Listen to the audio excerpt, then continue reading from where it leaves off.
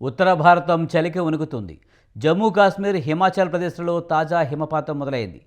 ఎత్తైన భూభాగాల్లో హిమపాతం పెరిగి లోయలోని పలు ప్రాంతాలు కనిష్ట ఉష్ణోగ్రతలు ఘనీభవన స్థానం కంటే దిగువకు పడిపోయాయి.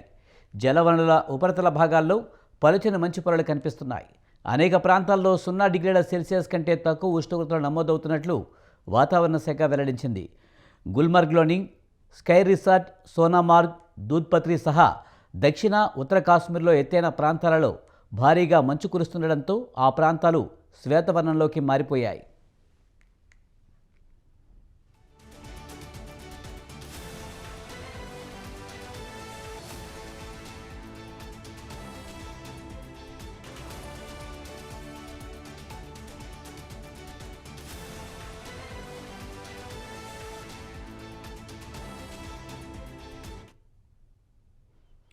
కాశ్మీర్ అంతటా పరుచుకున్న మంచు దుప్పటి ఓవైపు పర్యాటకులను ఆకర్షిస్తుండగా మరోవైపు భారీగా మంచు పేరుకుపోయి పెద్ద సంఖ్యలో రోడ్లను మూసివేస్తుండటంతో ప్రజలు ఇబ్బందులు ఎదుర్కొంటున్నారు.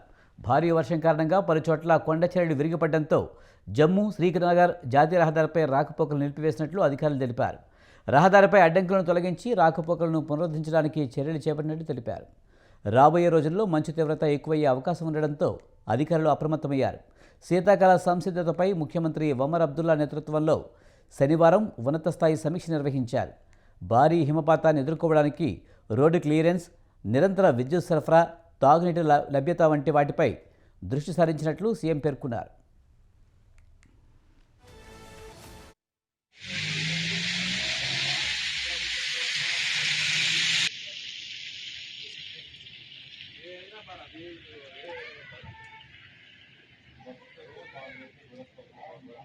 एक बार कल मैं बोला 3 दिन जो है तो ये एक्सचेंज वहाँ पे करूँगा यहाँ पे अच्छा हुआ यहाँ पे कर दिया आपने यहाँ पे एक्सचेंज हाँ मैं 3 दिन का वहाँ पे 3 दिन यहाँ पे आपका नजर आ रहा है थोड़ा